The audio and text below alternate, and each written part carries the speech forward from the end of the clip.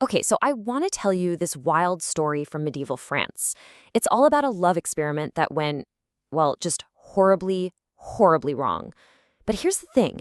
It's also about a timeless mistake that you and we still make today. So what can a medieval poet teach us about modern love? Well, the crazy thing is, this story, this whole failed romantic scheme, it actually uncovers this deep psychological law about attraction. And honestly, it's probably more relevant for us today than it ever was back then. All right, so let's set the scene. We're in the south of France, deep in the world of the Troubadours. Now, if you're not familiar, think of these guys as the rock star poets of their day, traveling from castle to castle. And in one of these castles, the castle of Javiac, we meet our main character, a troubadour named Sir Guillaume de Balaun. And this guy, he thought he had it all. He'd found what looked like the perfect love. So he was absolutely devoted to the lady of the castle, the beautiful Guillelma de Javiac. I mean, he sang her songs, he wrote her poems. Their love was like the textbook definition of courtly romance. Total fairy tale stuff. And also living in the castle were their friends, another couple, Sir Pierre de Barjac and Lady Guillelma. Okay, so you'd think the drama would start with our perfect couple, right? Nope. The fatal twist, the thing that unravels everything, it actually starts with their friends. It all begins with a fight that plants a really, really dangerous idea in Guillaume's head. So here's what happens. One day, Pierre and Vironetta get into this massive, knockdown, drag-out fight. It's so bad, she literally banishes him from her sight, kicks him out. Weeks go by, and finally, our guy Guillaume manages to play peacemaker and get them back together. But when they finally reconcile, something amazing happens to Pierre. His passion for Vironetta just explodes. It's stronger than it ever was before the fight. He goes to Guillaume and he's just raving about it. He says the feeling of making up is the sweetest thing in the world.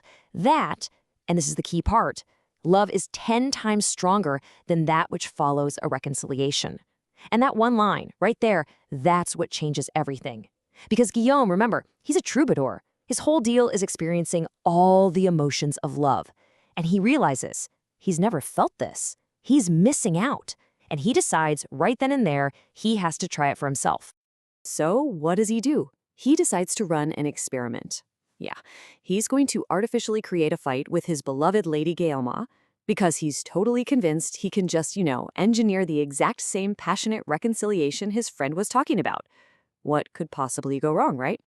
And, on paper, his plan sounds kind of logical. Step 1, pretend to be absolutely furious with Lady Guillelma. Step 2, storm out, leave the castle, create some distance. Step 3, just wait for her to get mad back at him. And then, step 4, swoop back in, be the hero, enjoy that sweet, sweet reconciliation. Sounds simple enough, doesn't it? Yeah, not even close. It completely backfired. His sudden absence didn't make Guillelma angry at all. It made her desperate. Instead of creating space, it was like a magnet. His absence pulled her in even closer, and she went into this state of just frantic, passionate pursuit. And this is the absolute core of his miscalculation. See, in his fantasy, he was supposed to be the one doing the pursuing, winning back his angry lady. But her love for him was so real, so intense, that the moment he pulled away, she became the pursuer. She's sending messengers, love poems, trying to win him back. It's basically the medieval version of getting completely blown up with, "Are you okay? What did I do wrong?" texts when all you wanted was a little drama.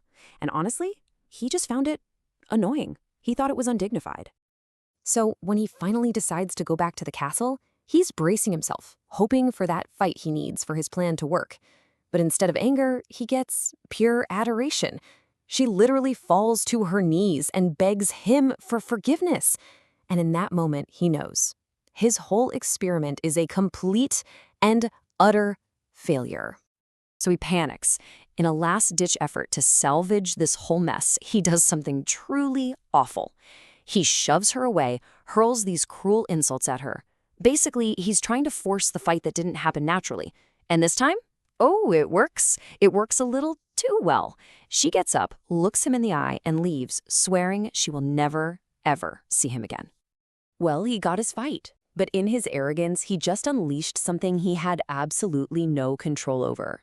And now he was finally going to learn the lesson he was looking for, the real power of absence in love. And trust me, it was going to be the most painful lesson of his life. 1 year. That's how long she banished him. A full year. No seeing her, no talking to her, no letters, nothing.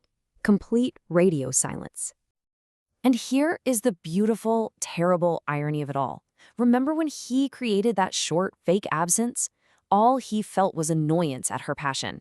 But now that he's facing a real, long-term absence that's been forced on him, the medieval equivalent of being totally blocked everywhere, now his love for her becomes this agonizing, all-consuming fire. When he finally couldn't take it anymore and begged for a way back, her terms were intense. First, he had to write his greatest poem ever, basically begging for mercy. And then, and you might want to brace yourself for this, as a physical symbol of his torment, he had to literally pull out the nail from his little finger and send it to her with the poem. Only then, only after that, did she finally forgive him. So, yeah, in the end, Guillaume got the intense reconciliation he was after, but wow, the price he paid. And in paying it, he stumbled onto a fundamental law of seduction and attraction that he never, ever meant to find. And this is what the story is really all about. It's what we call the law of absence and presence. And the idea is pretty simple. Once a connection is already there, once the feelings are real, pulling away for a little while doesn't kill the desire. No, it's like pouring gasoline on a fire. It just fans the flames. This chart really gets to the heart of where Guillaume went wrong. Look, in a new relationship, you need presence, right? You have to be there, or you just get forgotten. But in an established love, like the one they had, constant presence can be a killer. It can lead to boredom, taking each other for granted. That's where strategic absence comes in. It gives your partner's imagination space to work, to miss you, to idealize you a little bit. And psychologically, this is just incredibly powerful stuff. Absence makes the heart grow fonder isn't just a saying, it's real. Your brain starts to fill in the gaps, usually with rosy, idealized memories. It creates a sense of scarcity, and we are all wired to want what's scarce. It breaks up the monotony. It's the reason why, you can be totally fine with someone, and then the second they go quiet on social media, you suddenly can't stop thinking about them. And what's so fascinating is that the ladies in the Middle Ages, they seemed to understand this on an instinctual level. Think about it. Why were they always sending their knights off on these long, dangerous quests? Yeah, sure, it was about proving their bravery, but it was also about creating this perfect rhythm, this oscillation between presence and absence. It kept the relationship exciting, kept desire constantly simmering. This quote really just nails it. What withdraws, what becomes scarce, suddenly seems to deserve our respect and honor. It's a fundamental part of our psychology. We're just wired to value what we can't easily have. The thing that's always there, well, it's easy to take for granted. But the thing that becomes scarce, the thing that might disappear, that gets our full attention. And all of this brings us to a really big final question for our time. In this world of instant messaging, constant status updates, and even location sharing, we've practically engineered absence out of our relationships. We are never truly away from each other. And it really makes you wonder, in gaining all that constant connection, have we accidentally lost the powerful, creative art of absence?